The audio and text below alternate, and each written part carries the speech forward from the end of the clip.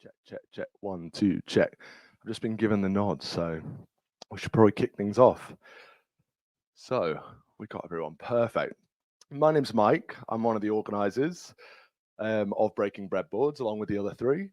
Thank you so much for coming tonight. Honestly, it's been a bit of a odd one weather-wise, so we appreciate you all coming down and spending the time with us.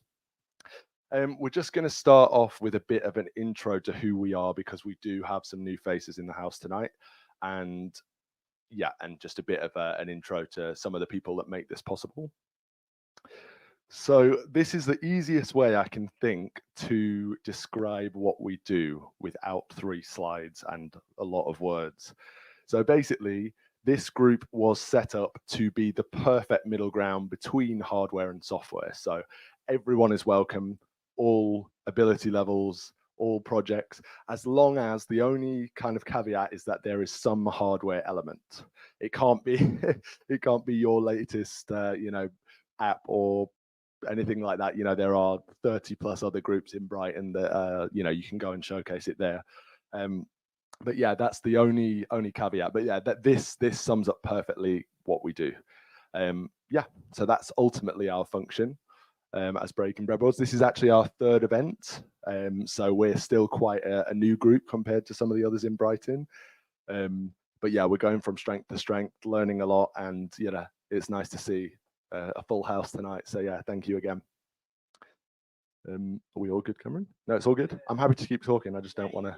Yeah. I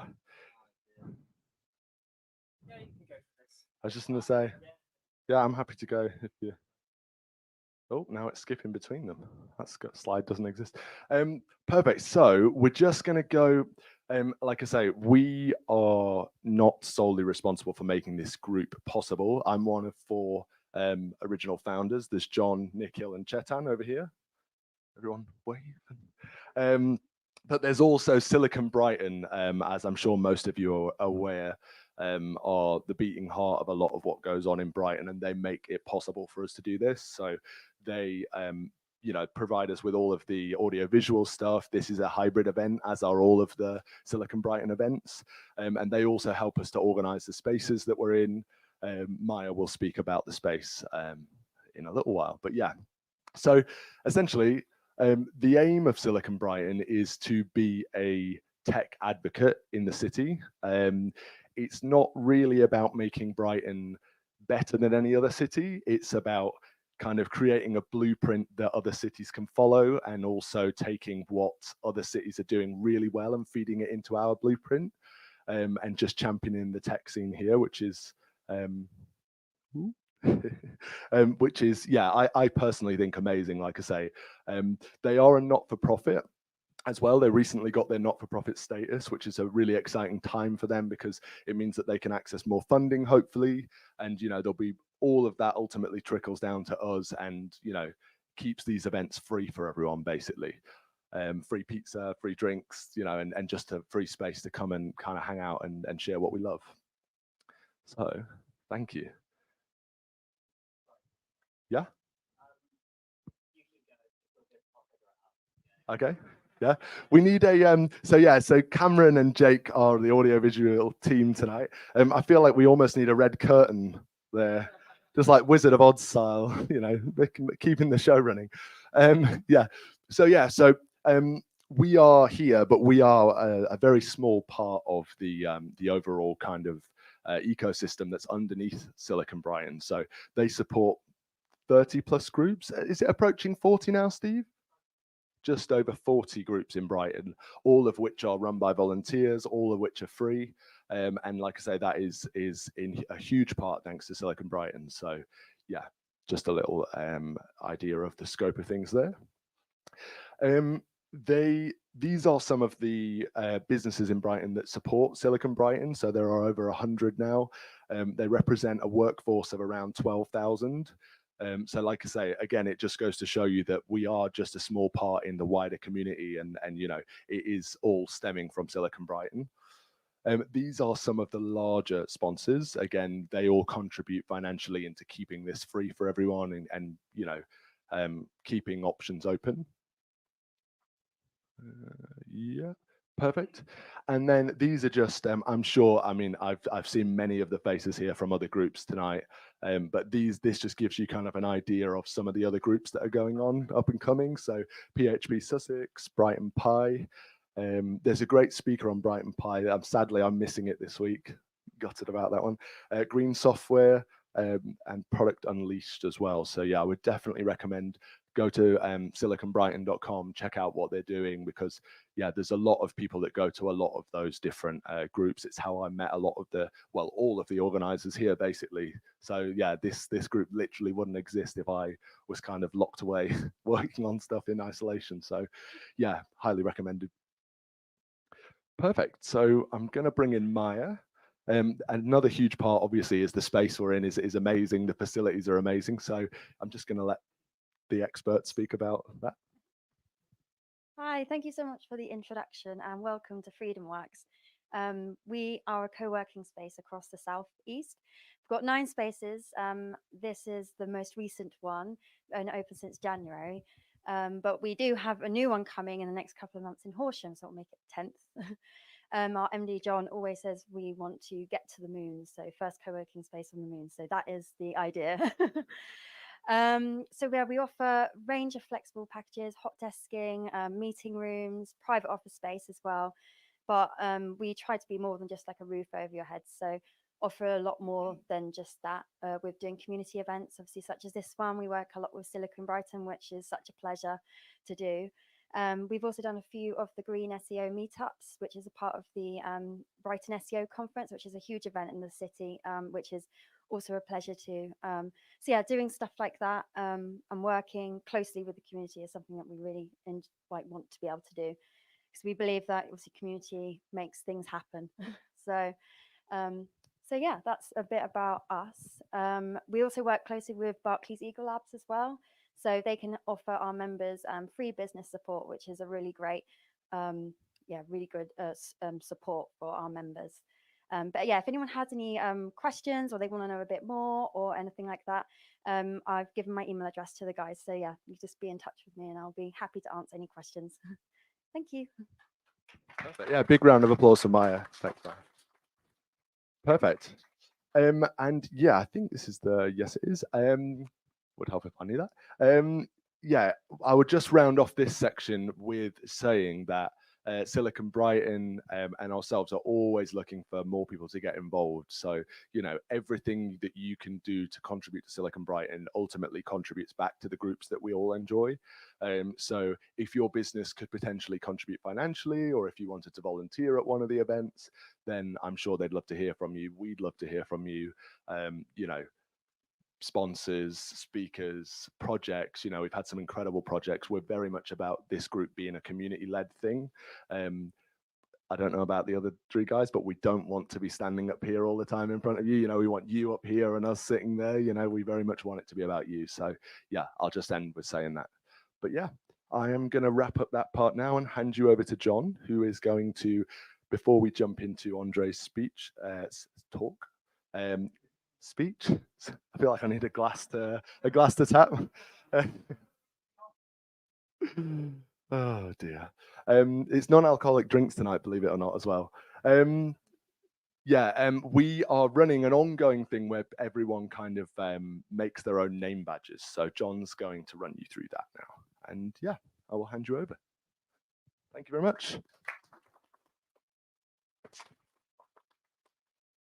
Thank you. Oh, what have I got? Have I just got the one slide? Excellent. I'll put that down then.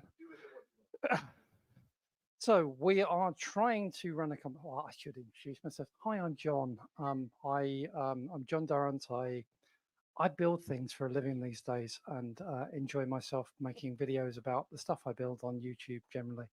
And one of the things I built was this name badge because I think it's good to show our inner geek, particularly at events like this. So we did at the last event propose that we would show some digital name badges and come and show and talk about them. So I am going to give people a minute to tell them a little bit about their name badge and what they've done. And at least two of the organizers have actually been good and actually done as they're told and made some digital. And I can see that there are at least another two in the audience. And that's so I am going to force people to come out and talk about them. But and why people start queuing up to my right, I will tell you a little bit about my name badge, which I decided to go with a Raspberry Pi Pico base badge and with a nice color TFT display, and to take all of the images nicely off of an SD card and just keep putting them on the display. I did want it to be animated, but I can't get the data off the SD card fast enough, which is a bit of a shame. Okay. No RAM for frame buffers, which is a problem on the Pico. Fixed on the Pico 2 because we got twice as much RAM, but there you go.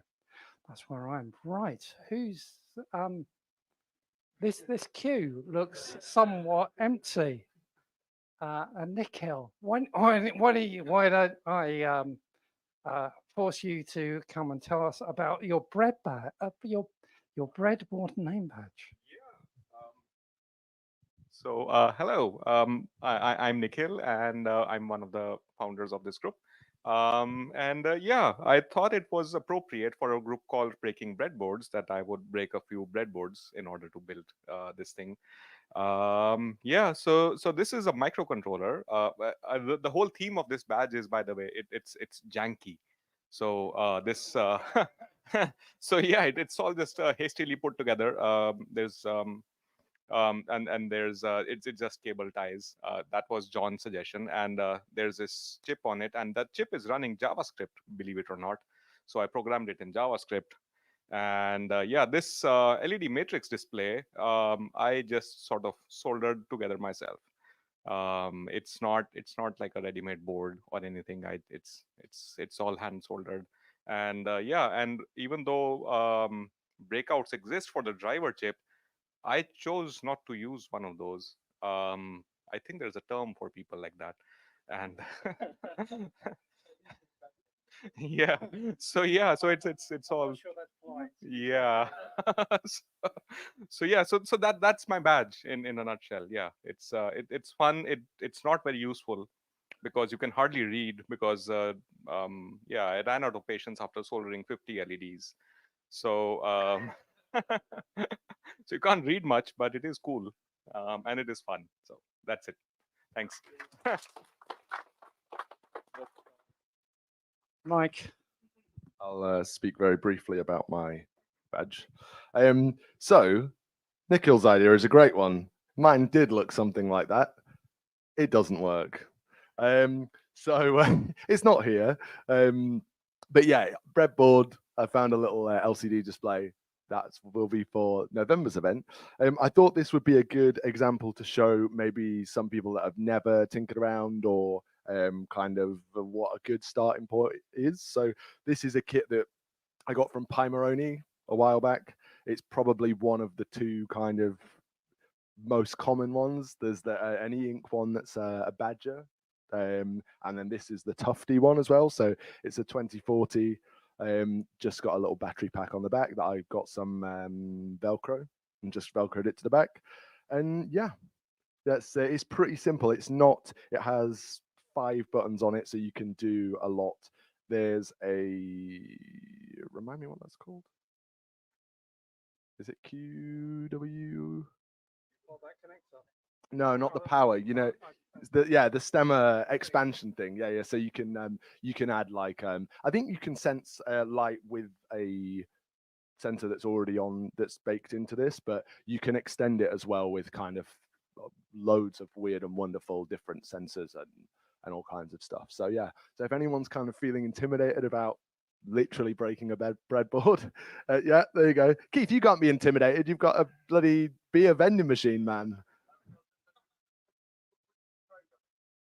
Yes, it's MicroPython. Yeah. This is actually, I do have some of my own stuff, but just for argument's sake, this is actually the demo that comes with it. It's one of them. So it's actually an Etch-a-Sketch, which I realize now is probably not the easiest one to demo.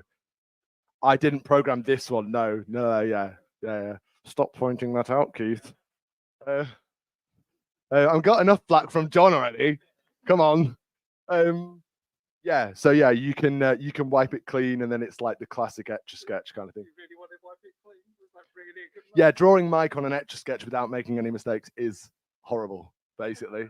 So yeah, but this is a good idea. Like I said, there's an e-ink one as well. They're really inexpensive. You can expand them, play around with them. The demos, if you are kind of very new to it, are a good way to kind of tinker around, change colors, start really small, and then yeah, sky's the limit really. You can add on to it and go from there.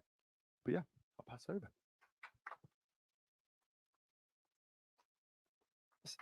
So we have 2 interesting name badges from our co-founders. Yeah, they're much too interesting. I can see Tony and Sam seem to have name badges. Can I persuade you guys to come out and give us the tiny pitch of what it is? And that would be wonderful. Sam. Lovely. If I'd known I'd have to come and speak in front of you lot, I probably wouldn't have made a badge actually. But anyway, no, I'm only kidding. Mine follows a similar theme to Mike's. This is a Pomeroni Pico display with a Pico on the back and a little LiPo battery. I'm not really a software guy, but unlike Mike, I've attempted to code it in some sort of fashion. So I've just got essentially printed my name in MicroPython. And then it's just using a random number generator to cycle through the RGB colors. And that's really all it does. So not too exciting, but there we go. That's cool. So yeah, that's my badge. Thank you. Thank you, Sam. Tony. So you've not gone RGB? No, but Sam's being a little too modest there because he did the huge board on that one there. So this one is, I was determined to spend no money at all on it. So this is a WaveShare e-paper badge. It's not powered. Once you put the image on, it stays on because the pixels stay lit basically. So there's no power on it. You just plug a Pico in the back. Like most WaveShare products, it cost almost nothing, but had no working driver. So you're back into just hacking drivers from anywhere to get something that run. And then once I got something which could do a square and a triangle, I then hacked the code off the big badge, put it on that. I would like it to be in landscape, but that would have meant, rather than portrait, but that would have been taking each glyph and then putting it into RAM and rotating it and then displaying each of them. But I stopped exactly there because it was working. But Sam and I did this big badge here, which I'll just point out, which was hacked for a different job. This has 20 OLEDs on it, driven off the back by a Raspberry Pi Pico, and then with a huge array of switches on it. The Pi Pico is running CircuitPython, because that way the Pico appears as a USB drive to Windows, And then we've got an application running on here where you can fill these screens up. So this is for industrial use. It's to go on a 1 kilowatt audio load box. So there'll be 20, 50-watt audio channels that you can annotate with whatever you're supposed to be simulating, a loudspeaker in the railway concourse, ticket office, platform or whatever. And then that allocates the 50-watt loads.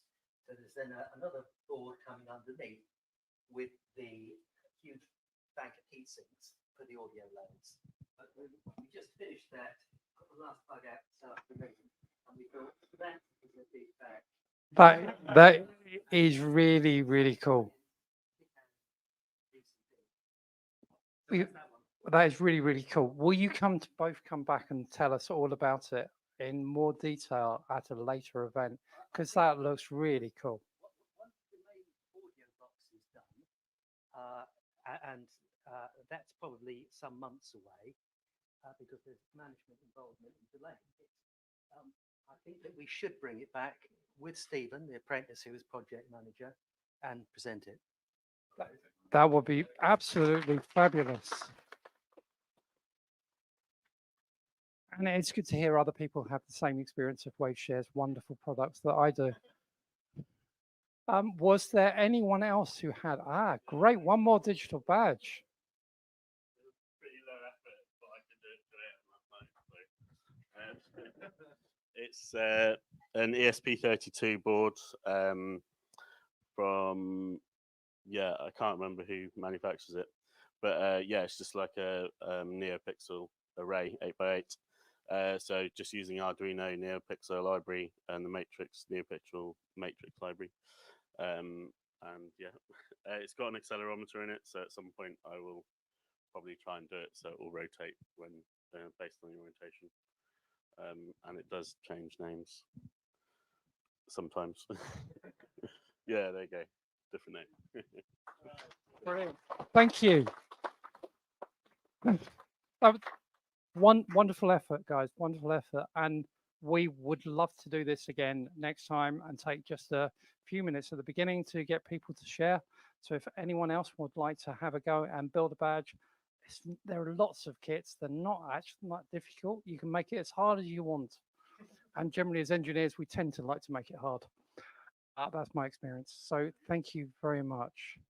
Right, we will get on to our guest speaker, Dr. Andre. And I go to your slide, but we seem to have blocked out.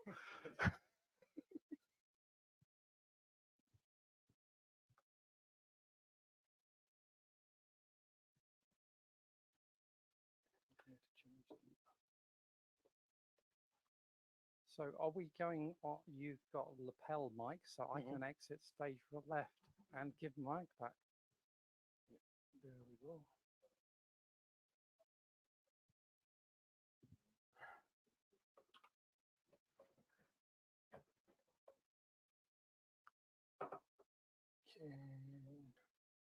Does this work now on the streaming by any chance?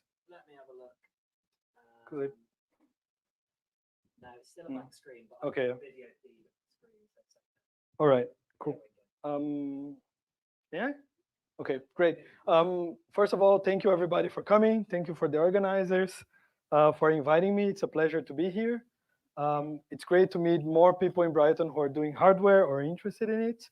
I'm going to talk about a lot of previous work we've done at the university and with an NGO that I collaborate to called Trend in Africa. Feel free to interrupt me at any time if you have any pressing questions. I would rather have this as a conversation rather than me giving you the speech, right? So yeah, feel free to interrupt me.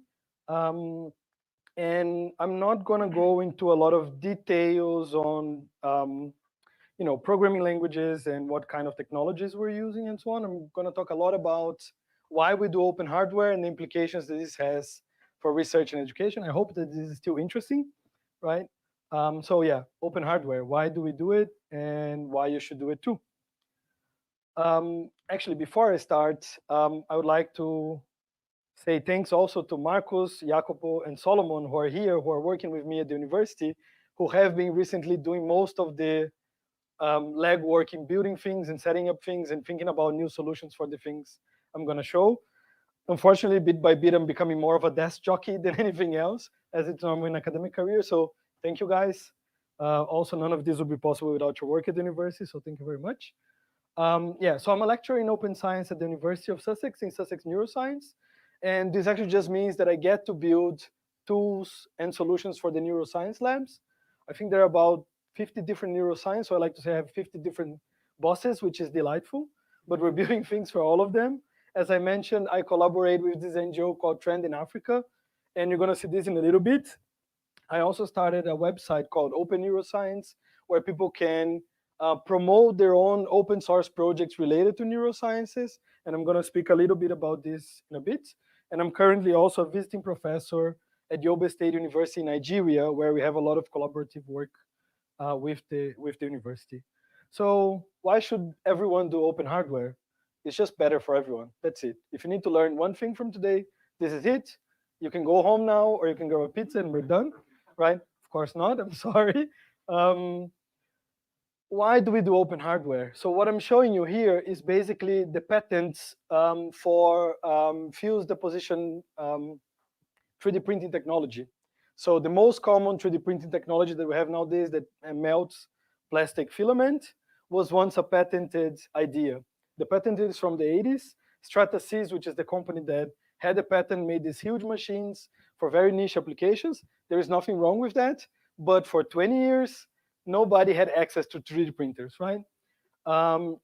In 2009, the patents were set to expire. By 2007, the first rep model, which is not that one, you might know that one as Prusa, a Make 3, right? But Prusa Make 3 is actually part of the rep movement as one of the printers that was developed as an open source printer. But the point here is in 2007, a researcher in Bath University, not far from here, developed the first open source 3D printer. And the idea was, can we make a system that can replicate itself? But more than that, because they released the plans as open source, they started a revolution, right? So now you have access to really easy robotics kits, CNC controllers, all of these things that we have now really easy access to is mostly because, of course, the development of technology, but because as 3D printers became an open source thing, there has been kind of a race to the bottom in terms of price from the companies that are providing parts and pieces in 3D printers, right? So now you can buy a 3D printer for 250 pounds on eBay. 10 years ago, when we first started playing with them, they were about 1,000 pounds, right? The first open source models. So this actually means that now I can buy a 3D printer anywhere in the world, download a file, and actually make objects anywhere I am, right? Just to give you an idea, this is actually, sorry, you cannot properly read this, but what you're seeing here is the estimated market value of 3D printing in billions of US dollars, and here are years, right? So $22.14 billion in 2023. The rest going upwards are projections. The lines are different think tanks and consultancy companies that made the projections. They're more or less all the same. But the point here is, this is added value to a market, companies, people that can work on these jobs, and all of these things we've been really hearing a lot about recently, right? And so the point is, open sourcing a technology has made an explosion in a market where before it was really niche. A company in the US could be the only one doing this, right? There are loads of trickle-down effects, as I already mentioned, but for us in science, means that now we can build this one-axis NEMA stepper motor, Arduino microcontroller running some G-code thing to push the motor, and then you have something called a syringe pump. And this thing allows us then to precisely perfuse or inject liquids if you're doing experiments in biology, right? Two different models. Then because you have all of this machinery to build these robots, right? Because effectively 3D printers are robots, right? You can now build, or people have built, a system to do analysis on dangerous chemical components so they don't have to do it by hand anymore. This is actually something to put food for fruit flies. There are a lot of people in neurosciences working on fruit flies, right? And so a lot of the time they spend preparing the vials where they're going to live, and now you can automate this process, right? So you're freeing up people's time to stop doing dumb repetitive tasks and actually use their time for something better. And this is one I like called Opentrons. And OpenTrons I like because this was a master thesis project in 2014.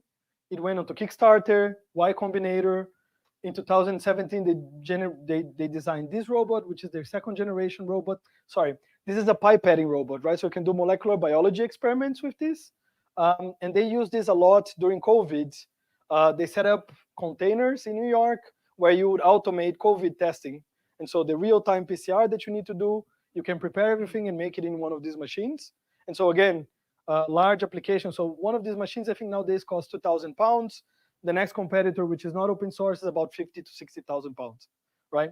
And basically, they raised a lot of money from venture capital to run the company. So my point here, because we are in an environment where we're talking about incubating ideas and incubating companies, and if you have a project that you'd like to, transform into a commercial idea, I'm asking you to consider open source hardware as your business model, because it is a viable business model, and there are many, many companies. So Adafruit, SparkFun, all of these companies are developing open source hardware, right? I wanted to show one called FarmBot, which is, really interesting because they took the whole idea of 3D printers and CNCs, right? And created this thing, which is an open source system for farming. So you can put this in your backyard, build it, and automate growing your own crops, right? And so again, this trickle down effect of we have an enabling technology that has come down in price and then allows people to build many, many things that nobody has ever thought about, right? And yeah, you can buy them. And as you can see, it basically uses all the same components as 3D printers. Actually, a lot of the parts are 3D printed, right? But of course, you didn't come all the way here to hear me talk about 3D printers, right? But rather, why are we using open hardware and why you should do it too. And so, as I mentioned, I'm a lecturer in open science, but open science, for whoever has never heard the term, and it's quite common because this is a very niche thing for people doing research, is this idea leverages a lot on open source, right? And I guess everybody here has heard the term open source and know what it is, but as you imagine, right, this idea of sharing everything you produce with any available media. So normally, if people are talking about code, you're thinking about GitHub and GitLab to have your source code there. And then there are licenses that basically dictate what are the fair and appropriate rules of using, redistributing, and reutilizing the code that has been made available. For hardware, this just means pretty much the same, but then you share the design files, right? So people mention KiCad. KiCad is an open source software for making PCBs. And so you can put the files that you used in KiCad to generate your PCBs on GitHub, and then people would be able to simply send those files to a PCB producing company to replicate your PCB, right?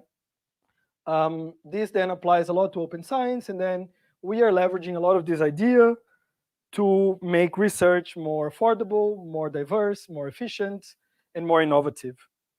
And I hope to show you how, right? But then you might ask, okay, but why do you want to do that?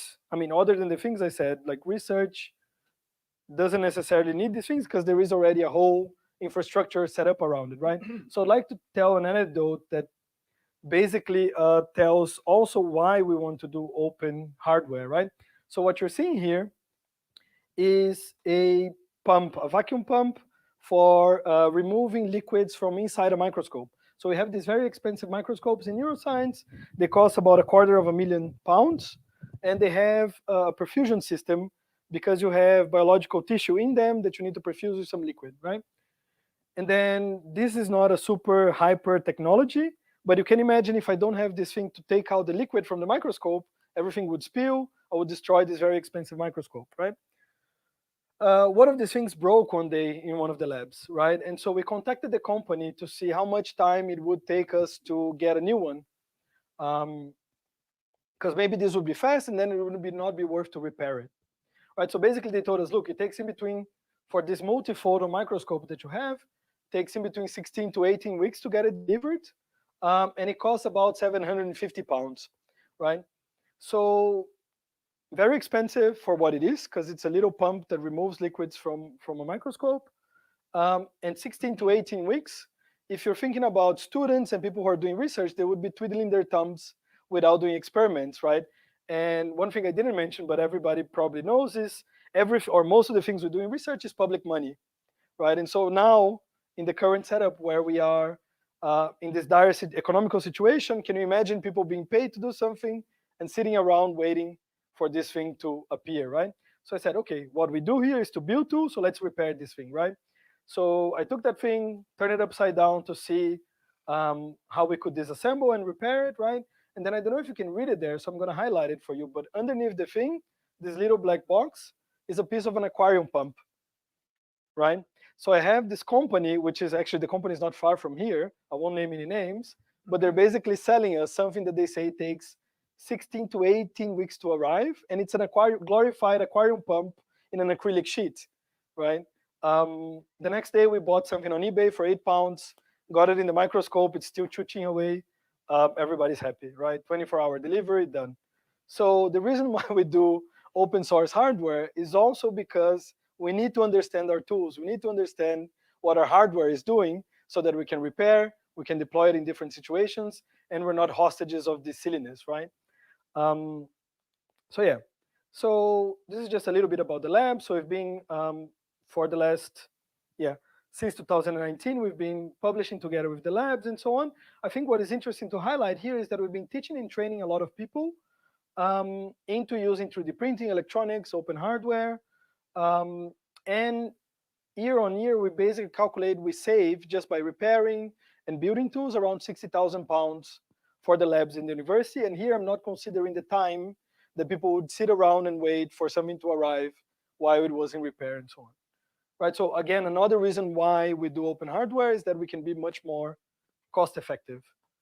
All as a, like I'm not just talking the talk, we're walking the walk, right? So everything is on GitHub.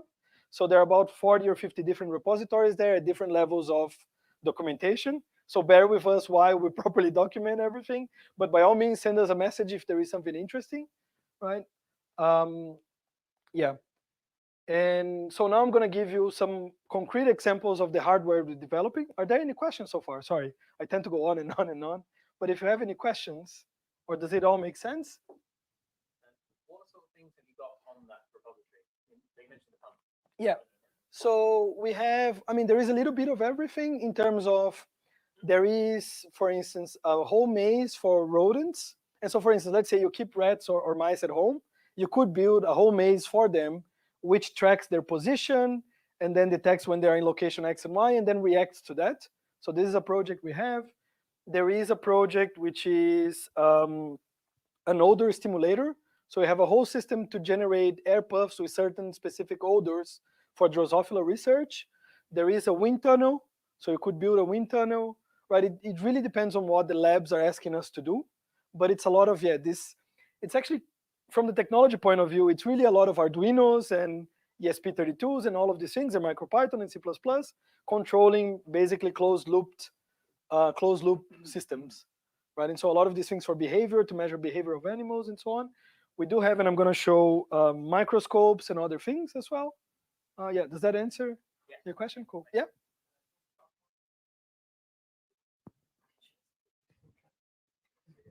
So where does that leave you with warranties and things on things? So if your microscope example of earlier, great that you repair it with a sort of off the peg product and a bit of ingenuity.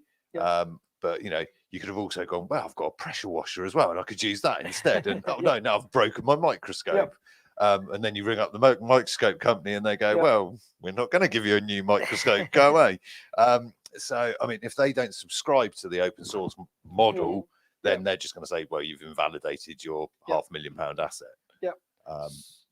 So that's a perfect, good question, right? Of course, we know what we're doing, so we're never going to use a pressure. And there is a lot of testing before actually putting things in and so on, right? But you can't QA test that because you haven't got a spare microscope. Yeah, right, exactly, right? But the other point is, as you can imagine, we don't buy £250,000 microscopes every day. And so over a certain period of time, the warranty expires, right? Because these companies are not interested in providing things under warranty for like 10, 20 years, right? And so at some point, actually the other way around happens. So we call the company and say, look, not even if you want it, we don't offer support for that thing anymore. You're now an orphan, even if I call them to get a replacement part, right? And so then there is this push and pull kind of thing where, yes, I don't want to destroy the thing, but then the companies are also not helping with, yeah, no, it's been 5 years. You guys can buy a new one now if you want, right? Yeah, which happens. Yeah. And I have a question. yeah, Just quickly. I'm not currently trying to launch a business or an idea, Yeah, but yeah. playing devil's advocate, it Yeah. must be something that you get a lot where people say, if I have I hear it a lot, even with names and domains and things like this, it's Mm. closely guarded because people are scared that someone's going to copy it and all of a sudden Yep. I can't make a business out of it. I'm just wondering, you must get that a lot, Yeah. and kind of interested to hear your thoughts on Yeah. on that. So there is a very interesting talk from the founder of Spark Fund, and this is from 2011 or so, right? And he talks about how they have 12 weeks in between launching a product on the market and the clones appearing on eBay, right? And he says, well, this drives innovation, right? We're constantly producing new things and making new things and so on. And this is because the products that they make are very consumer oriented in the sense of, look, anybody can buy this thing and play with it at home. There is no much pressure on people hurting themselves and so on, right? Which makes it a very, very good thing for people to copy and clone it and put it on the market, right? At the same time, let's say I am providing a 250,000 or pounds worth of microscope, right? Or let's say I'm going to talk about this a little bit, but we are open sourcing these microscopes, or we are revisiting these microscopes and trying to make an open source version of it, where we calculate they're not going to cost 250,000 but 20,000, right?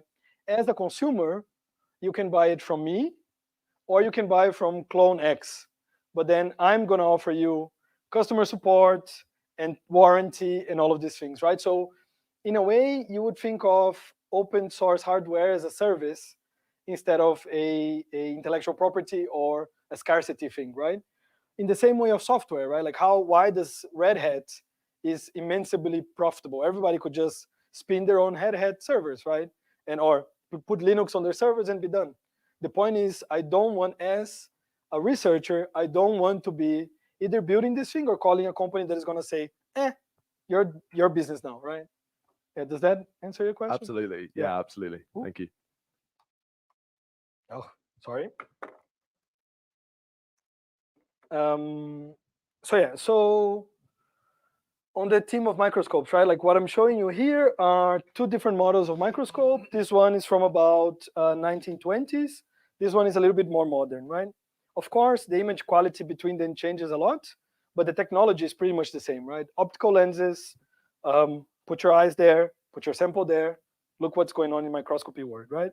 This, of course, has a camera, it's a little bit better and so on, but the technology is the same since the late 1600s. First microscopes like these are from the 1600s, right, and 1600s. In Europe, this works pretty well, right? We have controlled rooms, temperature is not super humid, it's not super hot, power supplies are great, all of this is fine, so this thing just works. It's really expensive. One of these models is 10,000 pounds, which means I'm not, even here, I'm not going to let my students just run RevRock to the lab and play around with it, because it is a 10K piece of kit, right? So from the education point of view, it's a little bit bad because people don't get hands-on experience right away. Here are three different models of open source microscopes. And as you can see, they look completely different from the traditional one. This is something we published a long time ago, just showing that with 100 euros, 100 pounds, you can actually have a tool that does kind of cutting edge experiments in neurosciences, right? Wave share camera. Where is the wave share, people? Wave share camera, also a little bit of a nightmare, but works well, right? And so specialized for neurosciences. Same type of camera, different implementation from a group in Chile to track bacteria, so different application. From a group here in the UK, different type of lenses and objectives and so on. That one is called Open Flexure. And I'm going to talk a little bit about this because this project has developed really well. It's not ours, but it's really one of the best examples of open hardware development in academia, in research, where they use properties of plastic of being flexing and bendy to make precise controlled movements that you need for microscopy, right? Hence the name open flexure. And so this thing fits on the palm of your hand and runs on a Raspberry Pi. So you can power this with a power bank and take it to the field because it transmits data Wi-Fi. So now with 250 pounds, I can build one of these, either take it to the field. Here, what they're showing is that you can actually do malaria detection with it. So with the NGO that we collaborate in, the groups we collaborate in Africa, we're going to see this in a bit. We're leveraging this microscope to actually do malaria detection. But I can build 10 of these, be cheaper than one microscope, the traditional ones, and let my students play with it, right? So now for education, making experiments parallel, data collection, this is all much faster. These are the places where OpenFlexure has been deployed, and this is part of their community effort. So I would really recommend reaching their forum, seeing what's going on, having a look on how they're developing things. There is a lot of cool stuff in terms of quality control, quality assurance, continuous development tools for the development of microscopes, a really good project. And basically, we're using their platform, and Marcus is here, can talk to you more about this. This is one of his project in the lab. We modified the whole system as the first step into modifying these 250,000 pound microscopes.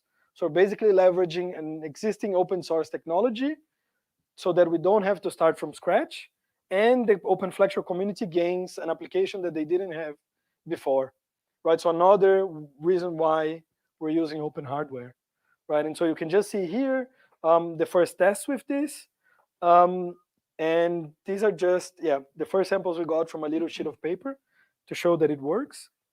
So this is already publicly available, but not done complete yet. And so we believe in sharing early and often because this promotes conversations and collaborations and valid criticism, right? So, and the point of ideas being copied, right? This also prevents a little bit from you losing the point that you were the one that started this project, right? So if things are generated, like are placed publicly on a space like GitHub, then people can kind of track this back to where the original source of the project is, right? So far, so good? Yeah? Okay. We're also using open source hardware to develop things that bring inclusivity. So I don't know if anybody has ever been to a research experiment or had to do EEGs, right? So EEG is this system where you put little electrodes on the top of your skin, and they measure basically signals from, like, average signals from your brain, right? So normally you would put a cap like this, which would keep all the electrodes in the right place, but then obviously this doesn't fit for all hair types. And so there is a lot of information in the literature on how psychology data that we get from these types of experiments comes from a majority of white background, short or straight hair, even people who have curly hair that are not even this voluminous, doesn't fit, right? So we created these little things which are just electrode holders printed in TPU, so flexible filament. And then you can, with little hair clips, you can pretty much do the same on any hair type, right? And so, again, this idea that as a public funded institution, we need to do things that are then also gonna be improving research and making sure that more people can be part of what is represented in our research data. We're also running a project to recycle plastic bottles into 3D printing filament. We didn't develop any of these, again, like this is things we took from actually Facebook groups and communities that are online, right? So there is a machine where you basically cut your bottle into a long strip and pass this through the hot end of a modified hot end of a 3D printer. This kind of makes the whole thing round, and then you can use this to 3D print, right? People do all sorts of things with this. One of the things we are now starting to do is, we want to print this OpenFlexure microscope out of recycled bottles, but also making umbilical cord clamps. And we're going to see how this ties with the work in Africa in a bit. But the idea is then we can do research and scientific applications with recycled plastics, kind of trying to bring full circle to the whole plastic problem, right? Or trying to help at least. Of course, we're not going to solve it by this, but we hope it is a way to support it, right? Yeah. Any questions up to this point? Or more questions? No? Okay, I'm almost done, I promise. So, as I said, right, I've been collaborating with this NGO called Trend in Africa. And the idea is can we support or try to help development in Africa by doing courses in higher education institutions in Africa that basically would put people to practice the things we're also doing here in the sense of what is newest in open research and open science, right? And so we've been doing loads of workshops. We initially started in Africa, but then have spread around to other places where we tell people about open hardware, open science, open source, how to write your own code, a little bit of programming, and so on, with the idea that if we get them bitten by the open source bug, they would then on their own kind of learn, right, and develop things. And I'm happy to say that people are actually starting to publish their own papers.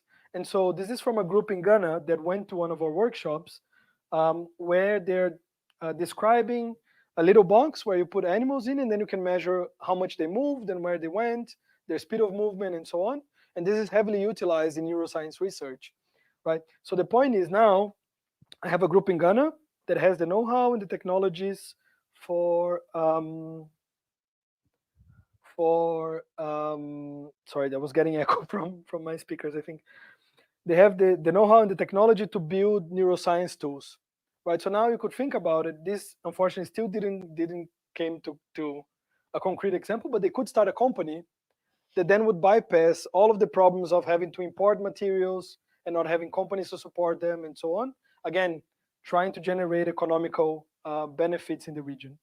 There was another group in Nigeria that during the pandemic and the lockdowns actually built over 400 units of personal protective equipment for the local university and hospital in the southwest of Nigeria, because they had already been introduced to 3D printers. They already knew about open source. So what they did was they downloaded all of these models that were shared during the pandemic and the lockdowns to build their own personal face shields and face masks. And this was at a time that even if you had the money, you wouldn't be able to buy it, right? Because there was a global shortage. And so again, because people shared these designs and things, open hardware, they were able to hopefully alleviate a little bit the problem with spread of COVID and so on. Right now we are in collaboration with Yobe State. So this is Yobe State in Nigeria. It's really close to Cameroon and makes frontier with Niger. You probably know this region from the news, unfortunately, from Boko Haram from many years ago, and all of these terrible terrorists incidents there. It's a bit of an impoverished region, but one of our colleagues in Sussex, Mahmoud Maina, has set up a biomedical research training center there with the idea that by setting something of excellence in this region, we could bring about all the benefits of research and science, but also economical development and so on. So what you're seeing here are basically two of our friends and colleagues from Nigeria who came to Sussex and got trained in open source hardware and how to deploy these microscopes. And so these are images from the open flexure that they learned how to build to do malaria detection. And so we're hoping that by the end of next year, we're going to have trained 400 local health agents in the region to build, deploy, and use open flexure microscopes for malaria detection, so that the data can be sent to the local hospital and the diagnosis can be done, because the state-of-the-art diagnosis for malaria still today is microscopy. And so you need to know what kind of parasite you have to know what kind of drug you take. And most people are not even familiar on how bad malaria is, but it kills a lot of kids under 5, pregnant women, people older than 60, right? And we have indication that it's completely underdiagnosed all over the state and in a lot of places in Africa, because people don't have access to the next hospital. Is 5-6 hours away, right? And so people cannot afford to lose a whole day to go to the hospital and come back and so on. And so we're hoping that by doing this distributed system, people won't have to go far to get diagnosed and get the proper treatment for malaria. This is just to show how many different projects there are in general for research and education, right? So atomic force microscope. This is a stethoscope that you can print with $5, the farm board that I showed beforehand. These are lightings.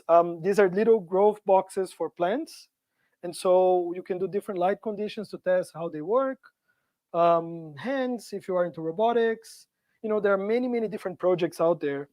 And we're trying to quantify this by the number of papers that describe open source hardware in academia, right? So what you're seeing here is years, and then the fraction of papers that have the keyword open hardware based on a certain database for research. And of course, the number is really small in percentage-wise because this database is for biomedical research, not for open hardware research. But what I like to point out here is actually how accelerating this curve is in terms of how fast this is growing over time, right? So this is 2010, more or less when 3D printers were starting to get popular, Arduino was starting to get popular, right? And how this rapidly accelerates over time. I mentioned open neuroscience, so there are over 150 shared projects. And so if you're interested in neuroscience and you like to tinker, they're all open source. We also have a seminar series, so if people want to see people talking about why they develop things and how they develop things in neurosciences. This is all developer focused, right? Yeah, and so people can have a look at that. We also have created with colleagues and a big part of a community called Gosh Community, this training course sharing best practices and materials on how do I develop open source hardware projects. What do I need to observe? How do I set up my repositories to attract people?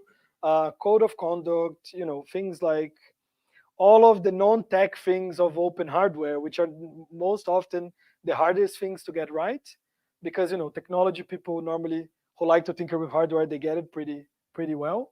So this shares a lot of how to do things from the social and community building aspect. And with that, I would like to say thank you, and sorry that I've given you a lot, maybe too much information, but I hope this was useful. By all means, send me a message if you want on email, or I'm also on Mastodon. So yeah, by all means, find me and send me a message, or just now after this, we can chat and yeah, talk. Thank you.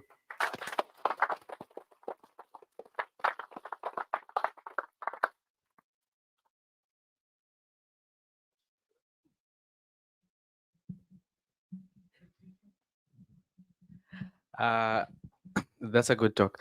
The talk basically, as I can see it from where I see it, is that it's been focused on the fact that you come mostly from the academia. Mm-hmm. And well, I was looking at some text that says that basically because most of the academia is fully funded, probably from the government and from the university, you can actually be able to open source the ideas that you have, because literally it's from the community back to the community.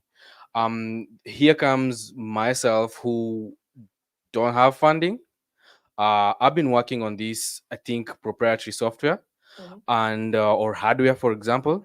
And I think I want to I think I've spent my time working on it, and lots of downtime where I've been have maybe a job. So at this point, I want to open source it. I want to basically put it into a business.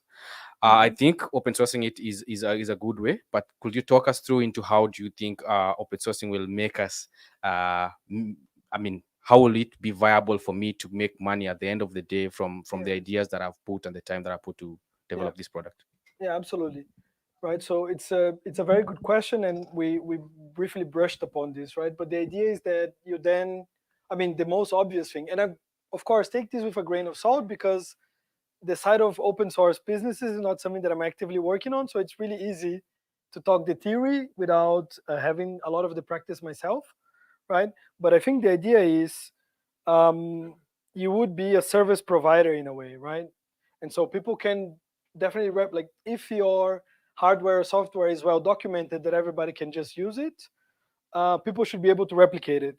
But then the question is, do they have the time to A, learn the technologies that they need to be able to replicate it, and B, are they interested in building it, or are they interested in using it, right? And so the idea is you can buy it from me without having to have all the hassle. And what I mentioned is also true. You can offer warranties and customer support and all these things that people wouldn't have, right, if they build it on their own. Think a little bit about when you go to the bakery, right? You could make bread at home. The recipes are out there and so on, but maybe you don't want to spend the time to do it yourself because you want to focus on other things. Yep.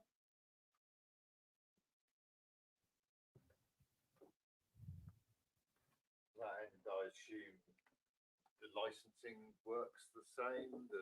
I mean, I've never sat down and read any of the open source licenses. Yeah. Yeah. But again, if I take your open source microscope and I then use it for something commercial, that either is or isn't, you're the holder of that license. Choose how you then license it on. Yeah. Yeah. So like software, there are many hardware licenses. And interestingly, the CERN, the nuclear research experiment in Europe, right? They are one of the biggest drivers of open source hardware because they have outlived many of the companies that provide pieces for them. And so you can imagine, so I think as far as I understand, the guideline is if you're supplying to CERN, you have to do open source hardware. Because can you imagine having the Large Hadron Collider, something fails, the company doesn't exist anymore, and then you have the biggest paperweight in the world sitting underground somewhere, right? And so, yeah, so there are many different licenses, and then you can, on the licenses, say, look, it's okay to copy, modify, but no commercial, or yes, commercial, and so on. But then similar to software, how are you, as a hobbyist at least, right, without being a big company, how are you going to impose those licenses, right? And so it's a lot of good faith in the community. And so far as I know, there has been one case of patent trolls, or a couple of cases, but then I don't know if anybody saw this, the Mycroft project, which was this open source voice assistant. They had a hardware component as well, but they wasted a lot of money on legal battles with a patent troll, right? And so all these things are also present in hardware. But to answer your question in a short way, yes, same thing as software. There are licenses that regulate the use, and then there are several different flavors. For interested people, there is the Open Source Hardware Association, which is a group in the US that tries to certify open source hardware. So basically, you would submit your repository to them. They would check if your repository has all the files and all the code in a way they expect for open source hardware, according to their definition. And then they put it in a database that says, well, these are all the open source hardware things that are available out there, which might be interesting for promotion. Yeah, yeah, exactly. Thank you for the talk. Yeah. So I work at Sussex Uni as well, Oh, okay. designing electronics, and I like the idea of being able to open source any boards or designs I make for helping with experiments, and then any others can use. But there's a lot of equipment that I use that come with NDAs, or the software tools that I have to use to program for something might specify that I can't then share the files afterwards, right? Yeah. So I could open source, say, bits of my schematic, but then there are bits of it where I just have to have a blank screen because there's there's some agreement, right?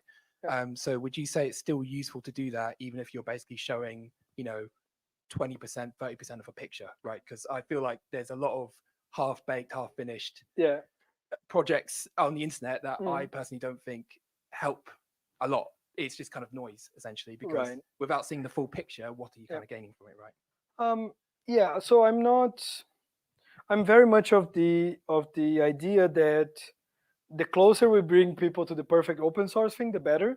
And I don't think it's an all or none kind of thing, right? So I would say, yes, it's useful to open source things, but then even the half-baked ones, if people have like big disclaimers that say, look, we did this because of this and this thing, and these things are not shown because of this and that, that's useful, right? And if you then open up this avenue, you also potentially open up the door for conversations with other people that then might come and talk to you and ask. And of course, you shouldn't void your NDAs or anything, but at least this, like you could, somehow help them, look, I cannot tell you this, but like maybe go that way, right? Or look into that project and so on. And I think that's always helpful. Yeah, and I think the more people we bring to talk to the university, the better, right? Because we are in a time and age where people are believing the earth is flat, sorry. And they don't believe in the role of universities anymore. And I think a lot of it is our fault because we kind of closed ourselves into this tower, right? And never went back to talk to communities. And I think this potentially opens up that conversation, which is a good thing, right? Yeah. Welcome. There's a question over there.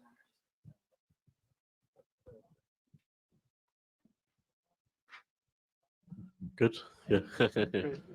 Yeah. Do you ever encounter much where people like to pay a lot for things because they think it provides a better quality products or Yep. better support. I mean, I don't think it does necessarily, but suggesting an open source product that maybe not be as polished as a commercial product is often quite off-putting, I think. Yeah.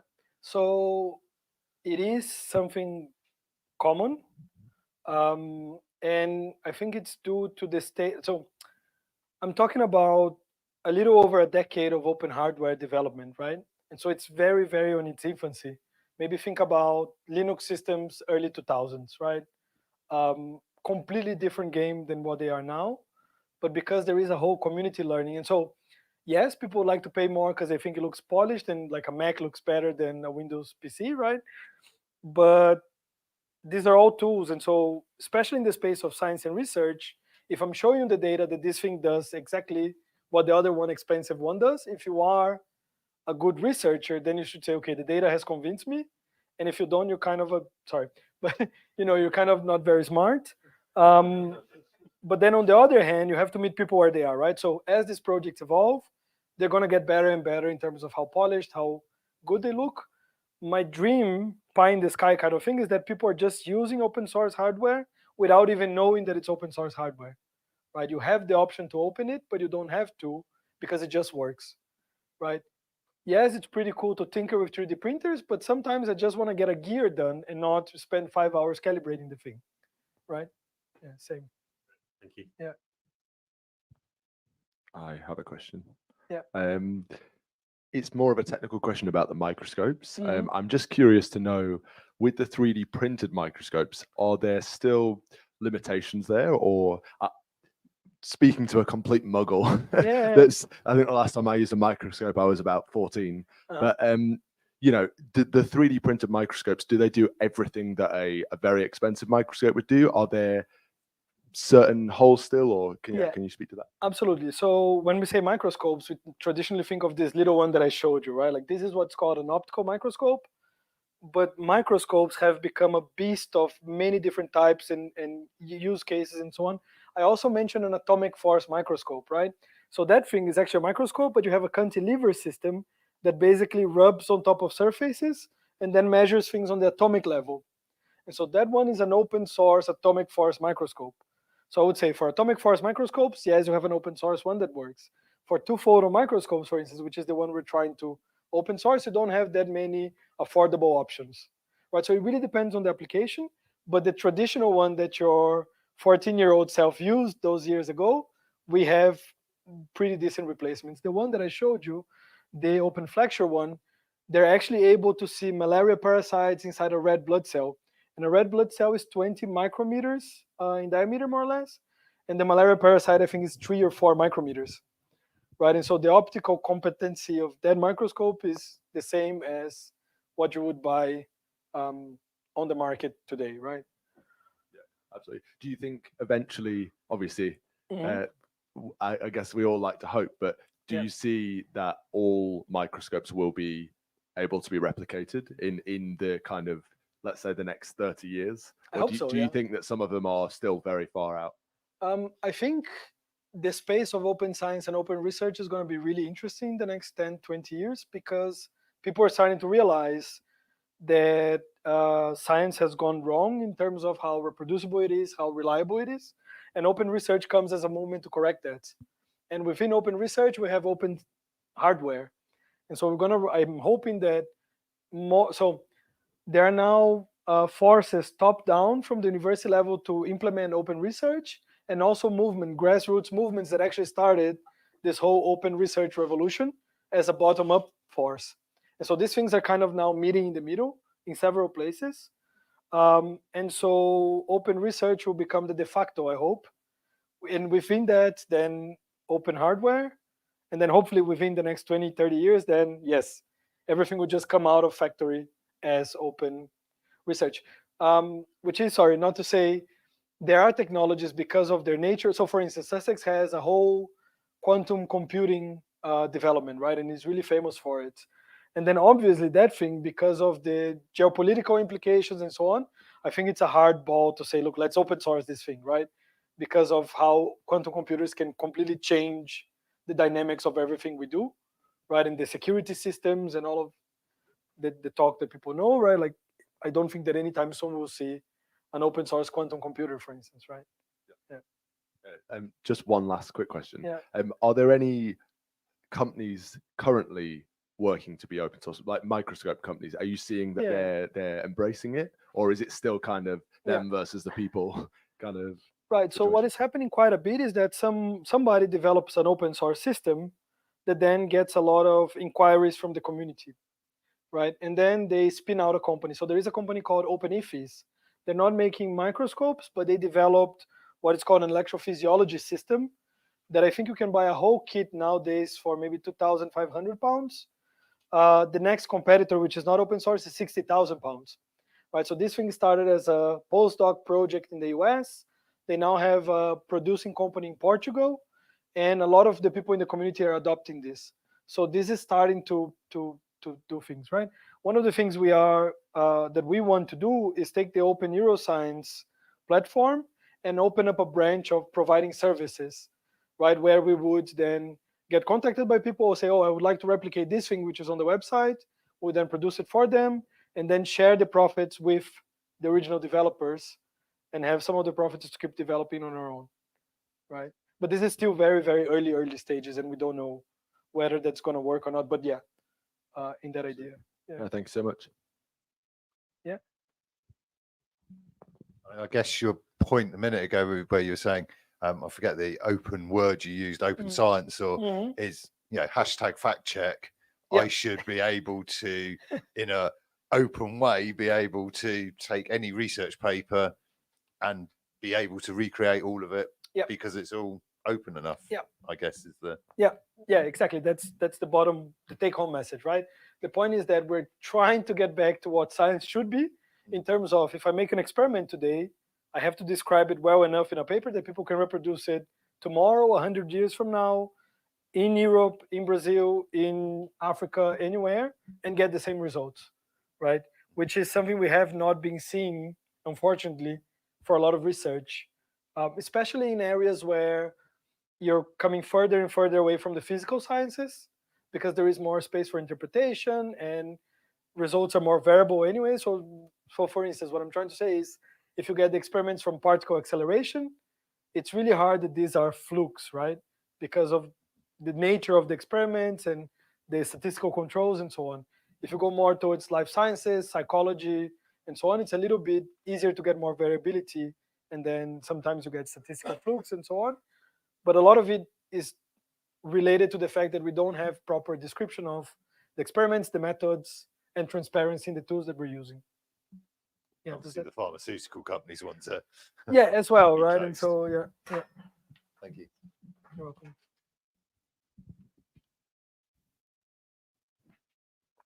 Any other questions?